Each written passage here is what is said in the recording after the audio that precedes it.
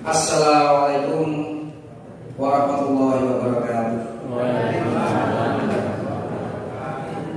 Alhamdulillah, alhamdulillahilladzi hadana li hadza wa ma kunna linahtadiya laula an hadana Allah. Asyhadu an la ilaha illallah wahdahu la syarika lah wa asyhadu anna Muhammadan abduhu wa rasuluhu la nabiyya ba'dah. Allahumma sholli ala Muhammad wa ala alihi wa ashabihi ajma'in. Amma ba'd. Bapak-bapak, ibu sekalian yang berbahagia, pertama mari kita selalu panjatkan puji syukur kehadirat Allah Subhanahu wa taala atas segala nikmat yang telah diberikannya kepada kita semua, khususnya nikmat iman dan Islam. Bapak-bapak, ibu-ibu, untuk mempersingkat waktu kita lanjutkan saja. Pada pertemuan terakhir kemarin kita sudah memulai tema at-thaharah, pengertiannya, hukumnya, keutamaannya, macam-macam dari thaharah itu juga sudah kita sebutkan, termasuk macam-macam air. Maka malam hari ini kita lanjutkan tema thaharah yang lain, yaitu terkait dengan an-najasah, najis. Kemarin kita berbicara tentang toharnya, ini kita berbicara tentang an-najasah, najis. Apa yang dimaksud dengan najis? Karena bapak-bapak, ibu-ibu, itu ada istilah bahasa, ada istilah dalam agama. Kadang-kadang terus najis kalau itu kan gitu. Najis itu apa saja? Secara bahasa dulu, najis itu artinya kotor atau tidak suci. Itu sebenarnya makna dari apa itu najis. Yang penting kita memahami najis itu secara istilah. Dalam fikih atau dalam hukum Islam itu apa sebenarnya yang disebut dengan najis? Semua bentuk kotoran yang harus dihilangkan atau dibersihkan oleh setiap muslim dengan membasuh yang terkena kulitnya, itu disebut dengan najis. Sebenarnya ada istilah juga. Najis itu pasti kotor, tapi yang kotor itu belum tentu najis. Kalau yang najis itu pasti itu bagian dari yang kotor, tapi kalau kotor itu belum tentu najis. Maka kita harus tahu apa saja yang termasuk najis. Karena kalau terkena najis maka harus kita bersihkan. Kena badan ya badan dibersihkan, kena pakaian yang harus dibersihkan, kena tempat sholat kita yang harus dibersihkan. Tanpa itu maka sholat kita tidak sah. Dalam Islam itu terkena najis itu bukan perkara dosa. Yang menarik ini dalam syariat Yahudi, tentunya yang sudah tulis oleh rahib-rahib mereka ini. Syariatnya Yahudi itu mengharuskan memotong anggota badan yang terkena najis. Itu sangat berat itu. Tidak masuk akal. Merobek pakaian yang kena najis. Ini yang terkena najis disobek itu. Itu habis ini pakaian kita itu. Kena najis disobek. Jadi ini aturan yang sebenarnya kan tidak masuk akal. Tapi saya yakin orang Yahudi juga tidak ada yang melaksanakan mempraktekkan ini. Karena dia juga tidak tahu najis atau tidak. Bagi mereka mungkin tidak dosa. Karena bagi mereka kena najis itu dosa. Yang kedua, ibadah ritual seperti sholat, termasuk tawaf kalau kita beribadah haji, itu mensyaratkan suci dari najis. Kalau kita sholat kok terkena badan kita atau pakaian kita najis, maka tidak sah sholat kita itu. Ini apa itu najis? Dan najis itu benar-benar harus dihilangkan sebelum kita memulai ibadah. Kalau di tengah-tengah sholat apa itu baru membersihkan, tidak bisa. Bersihkan dulu baru ketika kita mulai sholat. Karena syarat itu ada di depan. Nanti apa bedanya rukun dan syarat? Kalau rukun itu sama, sesuatu yang harus ada. Kalau tanpanya maka perbuatan itu dianggap tidak ada. Itu rukun. Syarat itu juga demikian. Sesuatu yang harus ada. Kalau tanpa ada syarat itu tidak terpenuhi, maka perbuatan itu dianggap tidak ada. Syarat-syarat. Tapi bedanya apa? Kalau rukun Tapi kalau syarat itu dua. Nah, contoh rukun sholat itu ya dimulai dengan takbiratul ihram, rukun. Kalau kita sholat langsung sedekah nggak pakai Allahu Akbar nggak sah, karena itu bagian dari rukun. Nah, itu di dalam perbuatan. Tapi kalau syarat sholat itu salah satunya berwudu. Wudu itu harus dilakukan sebelum sholat itu dilakukan. Itulah bedanya syarat dengan rukun. Meskipun sama-sama sesuatu yang harus ada, tanpa keberadaannya maka perbuatan itu dianggap tidak ada. Bapak-bapak ibu sekalian yang berbahagia, najis itu dibagi menjadi 3 tingkatan. Yang pertama disebut mukhaffafah atau ringan. Yang kedua disebut mutawassithah, sedang, pertengahan. Dan yang paling berat disebut mughalladah, yang kita kenal dengan istilah najis yang berat. Jadi ada 3 tingkatan bapak-bapak ibu najis itu. Kita mulai dari najis yang ringan. Jadi najis yang pertama itu najis yang ringan. Mengapa kok disebut najis ringan? Karena mensucikannya itu cukup ringan, cukup dengan dipercikkan air. Jadi meskipun masih ada najis sudah dianggap suci. Contohnya air kencing anak yang baru lahir itu najis tapi mukhaffafah. Jadi kalau bayi itu baru minum susu, tidak minum yang lainnya, kok mengenai pakaiannya ibu itu dan ambil air, percikkan di bajunya, dipercikkan saja sudah suci. Kenapa? Karena najisnya najis ringan, membersihkannya cukup ringan, nggak disebut najis yang ringan. Dalilnya mana? Ada hadis yang diriwayatkan oleh Abu Dawud, An-Nasa'i, juga Al-Hakim di dalam kitab Al-Mustadrak. Yusalu min baulil jariyati wa yurashu min baulil gulami. Ini yang ada sedikit yang menarik. Air kencing bayi perempuan itu harus dicuci. Tapi air kencing bayi laki-laki cukup dipercikkan saja.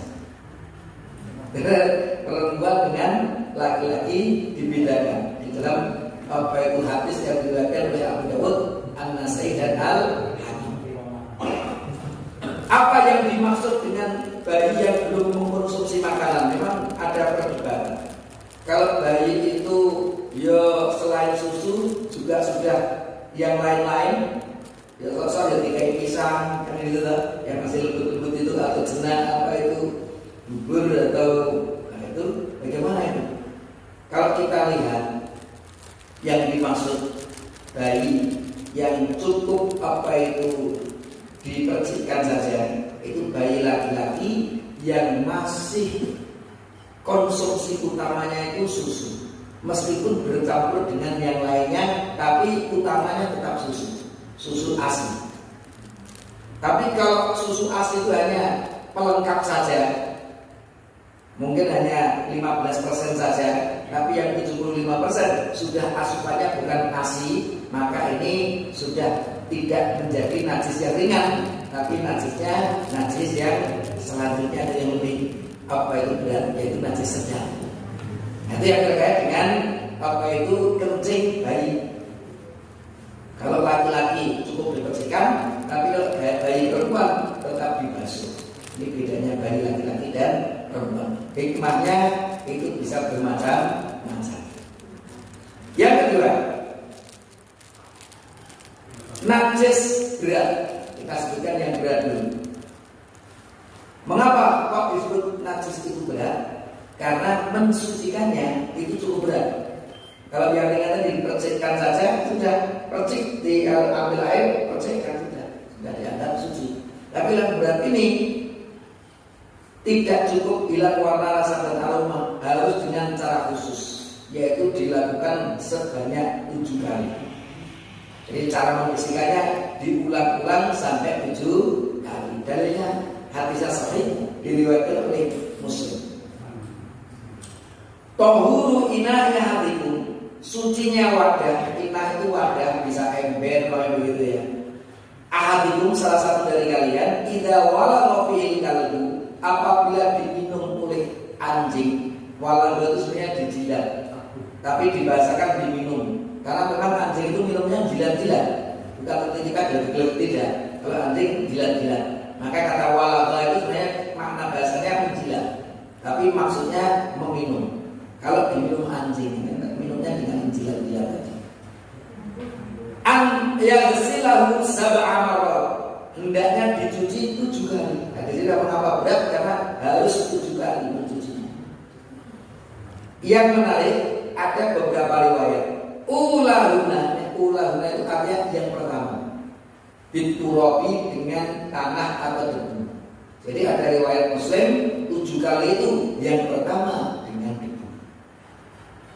Tapi kita mendapatkan riwayat yang lain. Nih, hadisnya riwayat Tirmidzi. Saya ambil yang warnanya biru tadi. Yang pertama dengan debu itu 7 kali sama itu. Tapi riwayat yang lain, ulahuna au ukhrahuna, yang pertama atau yang terakhir biturab, dengan debu. Jadi ada riwayat yang lain, yang pertama atau yang terakhir itu dengan debu. Itu 7 kali pertama atau terakhir dengan debu.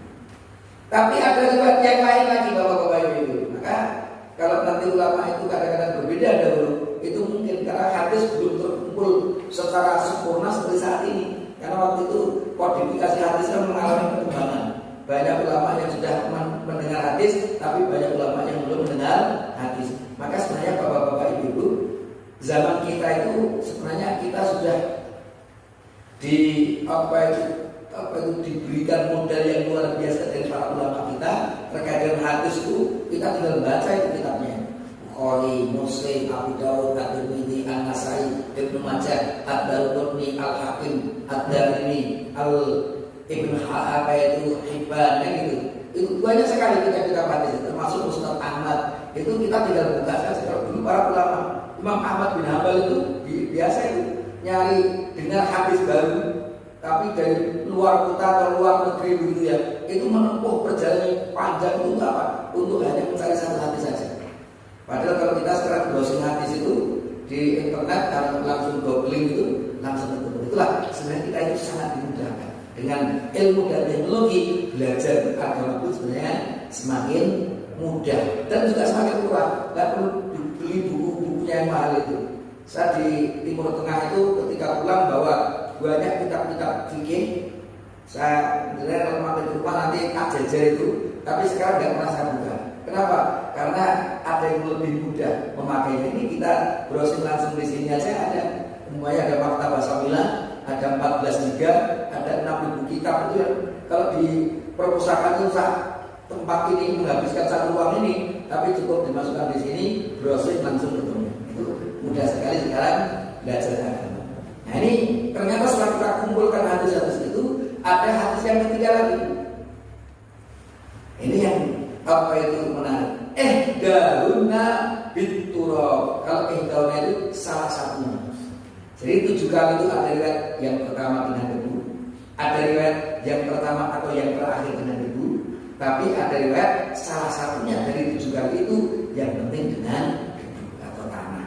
Nah, kalau kita perhatikan, berarti sebenarnya menggunakan debu dalam 7 kali pembasuhan itu bisa di awal, bisa di tengah-tengah, atau bisa di akhir hadisnya ada.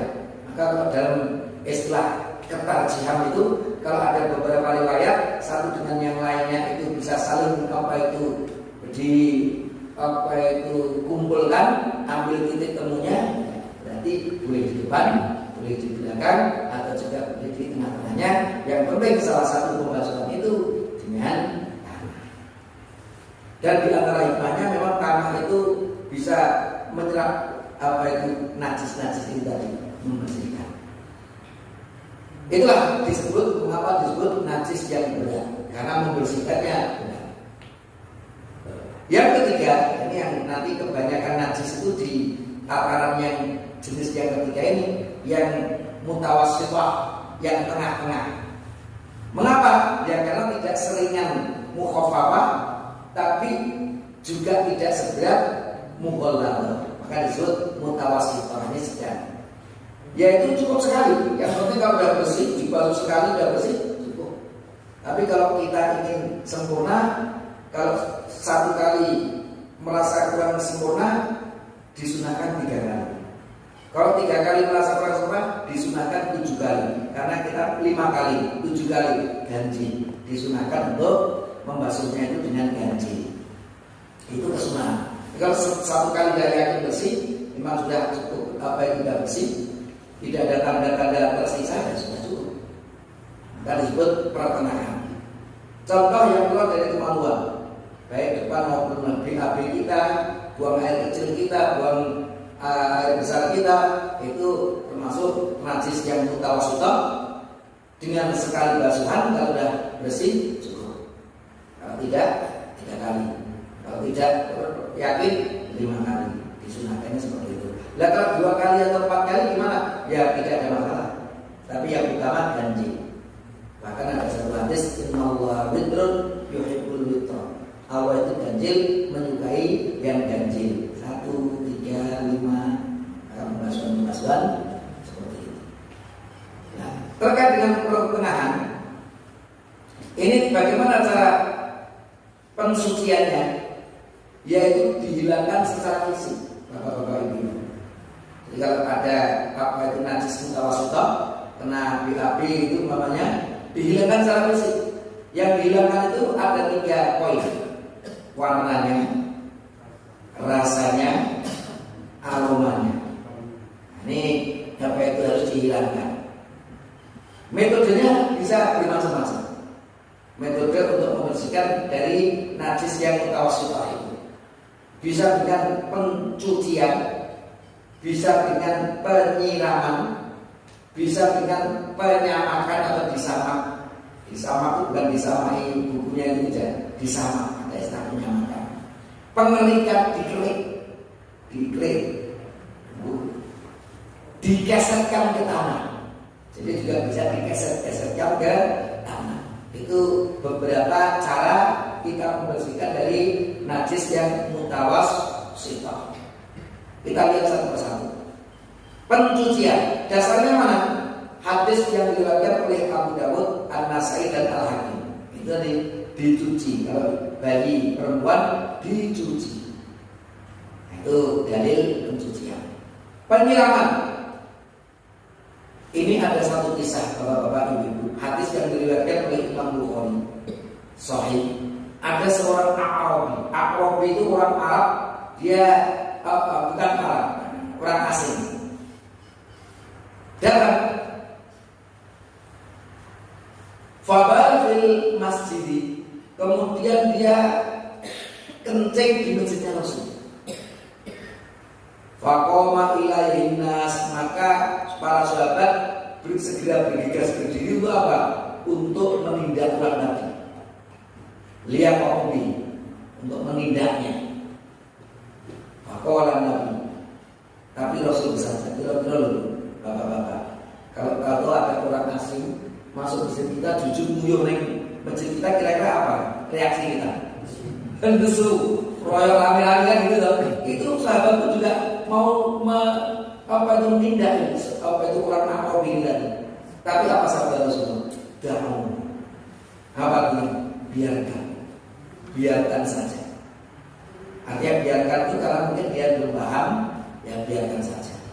Jadi dibebaskan, dia keluar, jadi tidak ada yang memukul, karena diperintahkan dan biarkan, tidak usah dipukul. Itulah biasanya Rasulullah, kesabarannya Rasulullah SAW. Wa arifu ala bauli, dan siramlah di atas kencingnya itu sijran min ma'in au dhanuban min ma'in. Basuh apa itu, siramlah di atasnya itu kira-kira dengan seember air.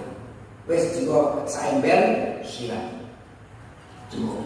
Maka salah satu cara pensucian itu dengan cukup disiramkan. Tapi bapak-bapak, ibu-ibu, mengapa waktu itu disiram masjid Rasul itu? Karena alasnya tanah. Kalau masjid itu alasnya tanah, itu ketika disiram seember kan resap.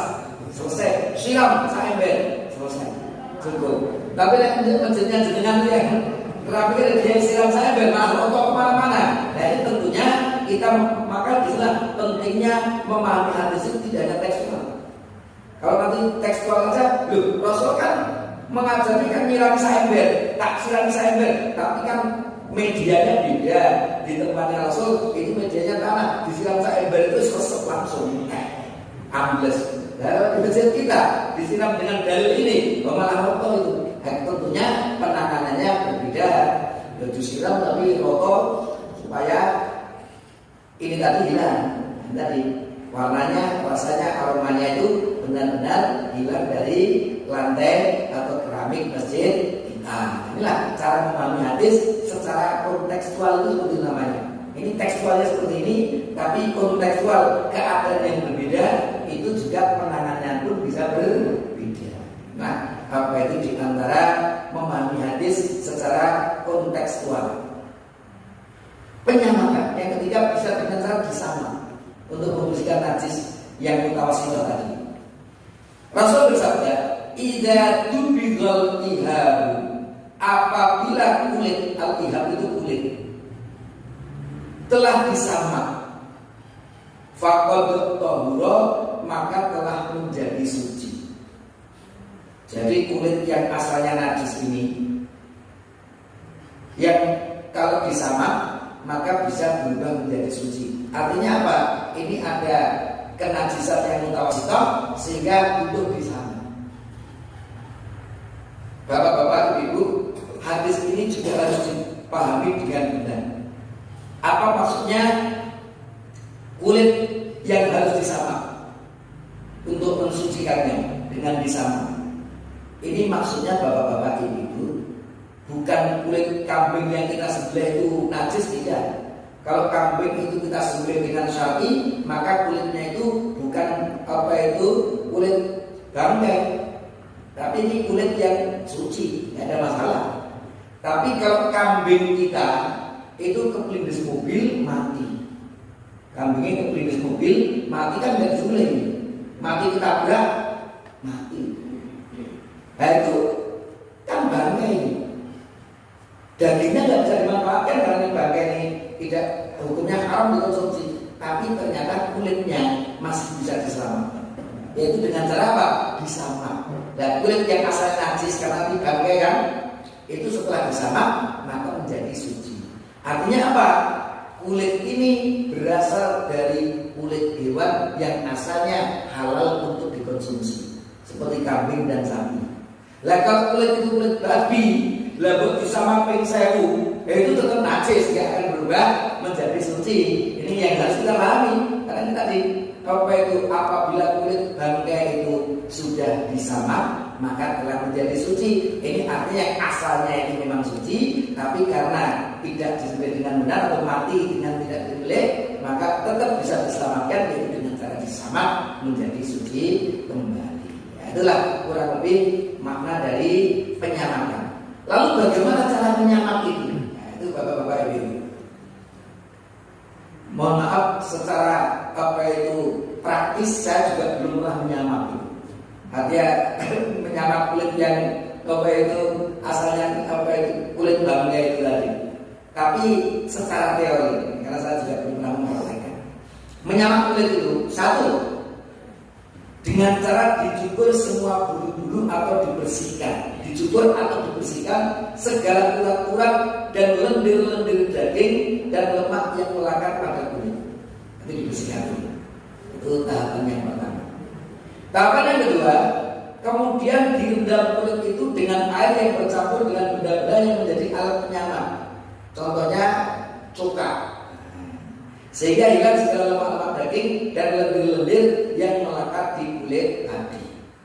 Jadi dibersihkan, kemudian direndam, kemudian diangkat dan dibasuh dengan air yang bersih, kemudian dijemur. Setelah itu berarti kulit ini sudah tersamak, meskipun dari bangkai kambing atau bangkai sapi tadi, tapi karena sudah dilakukan penyamakan seperti ini, maka kulitnya masih bisa dimanfaatkan. Ini cara pembersihan atau cara mensucikan dari najis yang mutawasithah. Yang keempat, itu bisa dengan cara dikerok atau digerik. Kerok kesannya gede loh, kalau cilik kan digerik. Dalam hadis yang sahih diriwayatkan oleh Imam Muslim, itu Aisyah itu pernah mengerik bekas mani dari pakaian Rasulullah. Kuntu afruku al-maninya min thawbi Rasulillah. Aku pernah mengerik air mani dari pakaiannya Rasulullah. Idza kana yabisan, itu kalau sudah kering. Jadi syaratnya bisa dikerik itu kalau sudah kering. Itu bisa dengan cara dikerik. Tapi kalau masih basah, ya harus dengan cara penyiraman atau dengan cara pencucian itu dicuci itu tadi yang pertama kita sebutkan tadi. Yang kelima, ada satu hadis yang diriwayatkan oleh Abu Dawud, bapak-bapak ibu-ibu. Rasul bersabda, "Idza asaba khuffa ahadikum," apabila sepatu atau sendal kalian terkena najis, au naqlahi, ada ini kotoran najis, falyadluhuma fil ardi, hendaklah dia keset-kesetkan kedua sendalnya itu di tanah. Falyusalli bihima, dan sholatlah dengan memakai sendal itu. Fa inna dzalika tahurun lahuma, karena itu dengan digeser-geser itu sudah menjadi suci. Ini terkait dengan mas'ul fifain. Bapak-bapak, Ibu, kalau dalam ilmu fikih itu yang namanya khuf, itu sepatu yang biasa orang Arab itu digunakan untuk perjalanan jauh itu. Jadi dengan itu ya memang harus ribet itu. Kalau mungkin kalau dengan melihat apa itu pendekar Mandarin itu ya, itu kan sepatunya kan kuat gitu. Itu khuf itu seperti itu. Sehingga kalau orang bepergian dulu pakai khuf itu. Nah kondisi pakai khuf itu ketika kita berwudu itu khufnya cukup diusap-bisa. Gitu. Maka kalau ini ternyata nginjak apa itu begituan, dalam artian gitu, nginjak gituan, itu cukup digeser-geserkan, itu sudah menjadi suci. Orang itu bisa melaksanakan sholat dengan khuf yang dipakai tersebut tanpa melepas khufnya, tanpa melepas apa itu sepatunya itu tadi. Tapi kalau kita sekarang sudah melepas saja ya, yang terbaik ya dengan berwudu secara maksimal. Itulah beberapa cara apa itu yang disebutkan di dalam hadis-hadis Rasul. Najis-najis mutawassithah itu bisa dibersihkan, bisa dicuci, bisa disiram, bisa dikerik, bisa digeser-geserkan, atau bisa disama. Itulah bapak-bapak, ibu sekalian yang berbahagia. Ini juga ada yang lain, Abu Dawud dan At-Tirmidzi. Jika salah seorang di antara kalian menginjak kotoran dengan sendalnya, sesuai tanah itu dapat mensucikannya.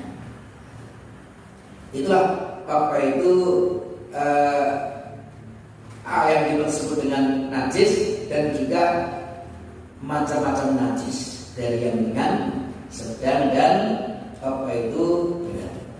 Bapak-bapak, ibu-ibu sekalian yang berbahagia, kemudian kita lanjutkan masih tema najis.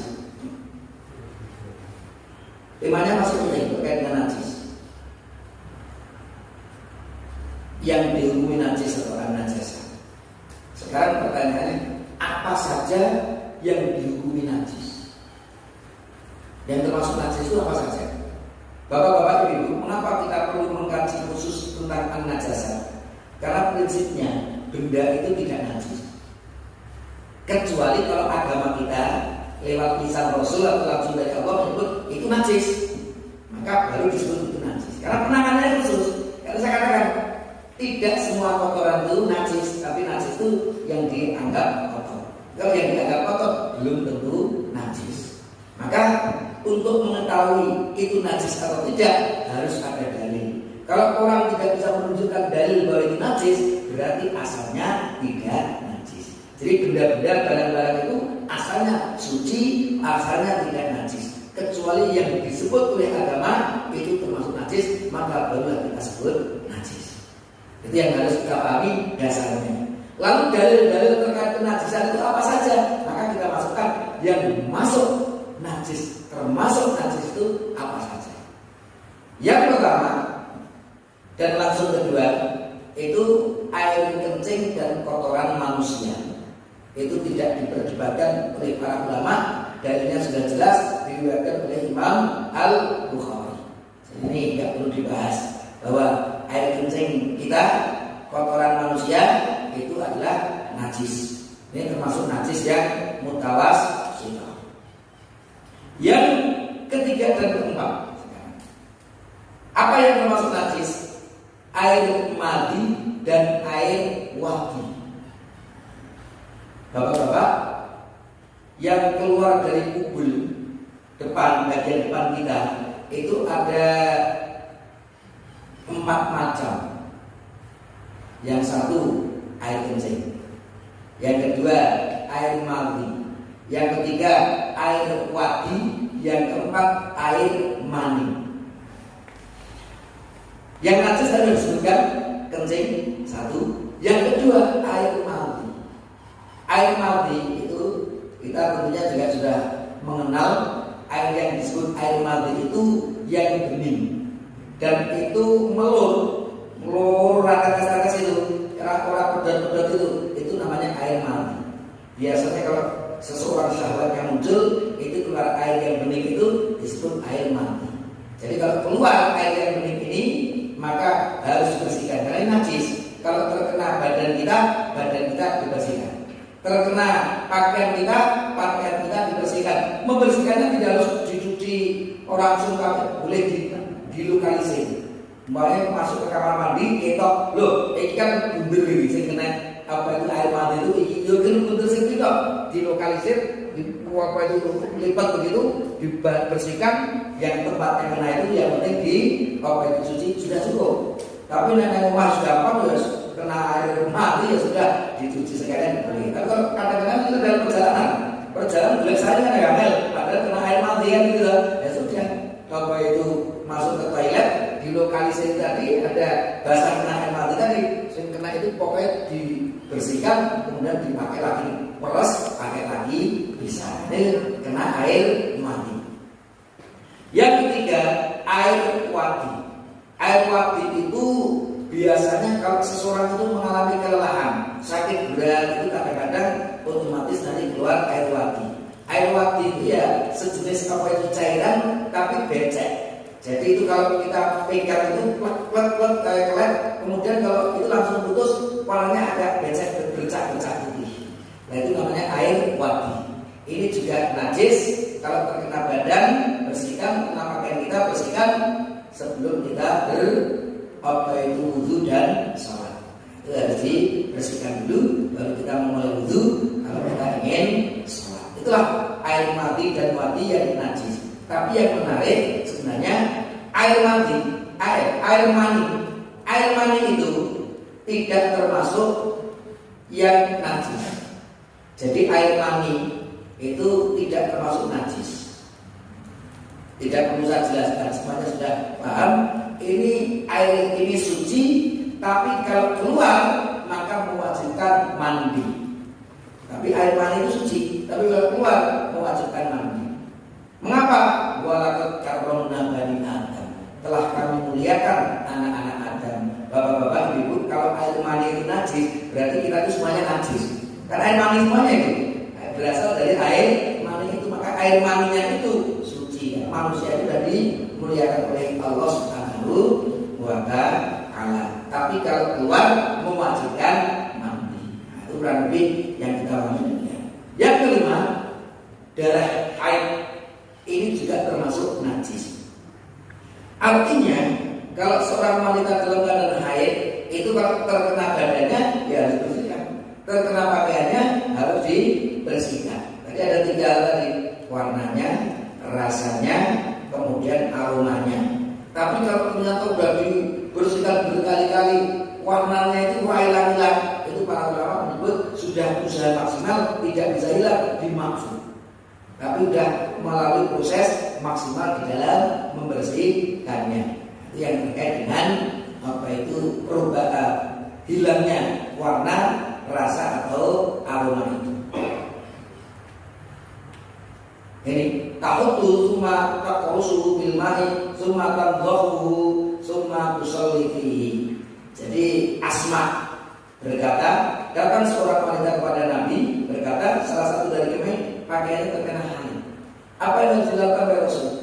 Menggosoknya, mencubit-cubitnya dengan air, kemudian menyiramnya, kemudian kemudian dia bisa sholat dengan itu. Itu perlu diperhatikan benar supaya 3 hal itu tadi hilang. Kemudian kita bisa, mungkin kalau sudah diperas meskipun masih agak basah, itu sudah bisa digunakan karena sudah terbebas dari darah haid tersebut. Kotoran hewan yang tidak boleh dimakan dagingnya itu najis. Jadi yang termasuk najis apa? Kotoran hewan yang tidak boleh dimakan dagingnya. Contohnya kotoran babi, itu najis. Nanti termasuk yang tidak boleh dimakan dagingnya itu nanti hewan-hewan buas. Nanti kalau kotoran singa, kotoran harimau, itu berarti najis. Di dalam hadis yang diriwayatkan oleh Imam Al-Bukhari, ini hadis sahih dari Abdullah bin Mas'ud, bahwasanya Rasulullah akal khala'a, mendatangi al-khala. Al-khala itu tempat yang kosong, maksudnya toilet atau kamar mandi atau WC. Faqala ini bisalah tadi ajar, beri aku 3 bebatuan, maksudnya yang kecil, yang terlalu gede. Fa'ada itu bihajara ini warauta. Maka sahabat Abdullah bin Mas'ud ketika diminta Rasul untuk istinja itu diminta untuk memberikan Rasul 3 kerikil. Tapi ternyata Abdullah bin Mas'ud memberi beliau itu 2 kerikil ditambah kotoran himar. Jadi kira-kira pecahan dari kotoran keledai, himar itu keledai. Maka Rasul menggunakan 2 kerikil itu dan membuang ar-rauta, kotoran himar tadi dibuang. Ia ritsun, ini termasuk najis. Maka para ulama berfatwa berdasarkan ini, karena apa itu kotorannya ini najis, maka himar itu hukumnya haram. Maka nanti ada hadis al-umrul al-ahliyah, yang dimaksud himar di sini adalah himar ahliyah. Ibnu Abbas memberikan ilat mengapa Rasul mengharapkan kita mengkonsumsi keledai. Di antara waktu itu alasannya keledai itu digunakan alat transportasi dan tidak banyak. Nanti kalau di itu sembelih semuanya, orang kehilangan atau kehabisan alat transportasi. Maka Rasul melarang untuk menyembelih himar itu. Tapi karena ada perintah Rasul, ada istilah al-ibratu bi umumil lafzi la bi khususis sababi. Yang dijadikan pelajaran adalah keumuman lafaznya, bukan kekhususan sebabnya. Itu mungkin sebabnya khusus itu tadi supaya alat transportasi tidak hilang. Tapi umumnya karena Rasul melarang mengkonsumsinya, maka berarti kita tidak boleh mengkonsumsi al-umuru al-ahliyah itu. Memang dibedakan, ada keledai rumahan, ada keledai yang liar. Mungkin keledai itu di padang pasir atau di hutan, itu diburu, itu boleh. Kalau keledai rumahan itu Rasul mengharamkannya. Karena diharamkan, maka kotorannya itu najis.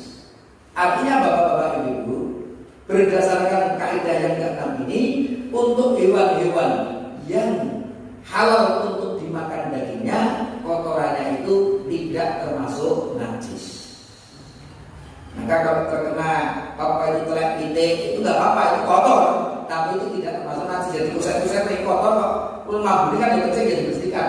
Kalau ada orang akune pitik itu kotoran kambing atau kotoran sapi gitu, seret gitu ya, itu itu kemudian dia sholatnya sah karena bentuknya tidak batal, karena itu tidak termasuk yang najis. Saya katakan semua yang najis itu kotor, tapi tidak semua kotor itu kemudian dihukumi najis. Di antara dalilnya juga Rasulullah itu ketika sholat zaman masih di Mekah awal-awal Islam itu kan dilempari kotoran unta kan. Rasul membatalkan sholatnya enggak? Tidak melanjutkan sholatnya. Karena kotoran untanya halal, maka kotorannya itu tidak najis. Karena itu untanya halal, maka kotorannya unta itu tidak najis. Nah, itulah kurang lebih. Jadi yang termasuk yang najis itu kotoran dari hewan yang haram dikonsumsi dagingnya. Hewan yang halal dagingnya ini prinsipnya kotorannya tidak termasuk najis, tapi yang namanya kotoran itu kena ngambon-ngamboni hendaknya tetap dibersihkan. Tapi kalau kondisinya pas bagi sholat nenek menunggui salam nggak apa-apa, nggak ada masalah karena memang itu tidak najis. Dan yang lain-lain nanti kita bahas pada kesempatan yang lain saja. Masih ada beberapa lagi, masih ada 11 apa itu lebih dari 6 lagi, tapi akan kita kaji untuk pada kesempatan yang akan datang. Kalau ada yang ingin menanyakan, karena itu bukan darah tapi darah kita sendiri mungkin jatuh atau tersayang sehingga keluar dari kulit kita. Baik. Itu nanti akan kita kaji di akhir sebenarnya. Setelah kita menunjukkan apa saja yang termasuk najis itu kita bahas selesai. Nanti salah satu temanya itu darah kita. Darah kita itu termasuk najis atau tidak? Ada ikhtilaf di kalangan ulama. Perbedaan di antara ulama itu ada. Tapi saya termasuk yang menguatkan pendapat para ulama kita yang mengatakan darah kita yang sedang terkilir keluar darah itu darah kita seperti itu tidak najis. Dasarnya apa? Haram tapi tidak najis. Bedakan ya. Kalau apa itu haram dengan najis? Kita bedakan. Itu haram untuk dikonsumsi tapi tidak najis. Maksudnya begini. Ada satu dalil-dalil bahwa ketika para sahabat dulu berperang, baik itu di perang Badar, kemudian perang Uhud, di peperangan itu para sahabat yang berdarah-darah kena tombak, kena panah, itu mereka sholat dengan pakaian-pakaian mereka. Rasul tidak memberikan kamu cuci dulu pakaianmu supaya bersih, baru atau tidak. Mereka sholat itu dengan pakaian yang masih berlumuran darah itu, sehingga dipahami itu meskipun haram untuk dikonsumsi, tapi darah manusia itu tidak termasuk yang najis. Maka kalau para syuhada atau bahkan para pejuang yang terluka itu langsung sholat dengan pakaian-pakaiannya itu, umpamanya kita terkilir mau berangkat atau terkilir yang namanya darah itu kan dibersihkan, tapi tidak sempat bersolat namanya kesampluk apa keluar darah, itu prinsipnya menurut saya itu tidak najis sehingga tidak ada masalah. Itu untuk darah sekitar kita yang terkena itu tadi. Tapi nanti kajian itu di belakang, nanti dalil-dalilnya pendapat-pendapatnya yang lebih lengkap akan kita bahas pada waktunya nanti. Ini ada sekedar karena ditanyakan, saya jawab dulu ada perbedaan di antara ulama terkait dengan apa itu darah kita. Kalau darah haid tadi yang disebutkan itu najis. Itu saja bapak-bapak.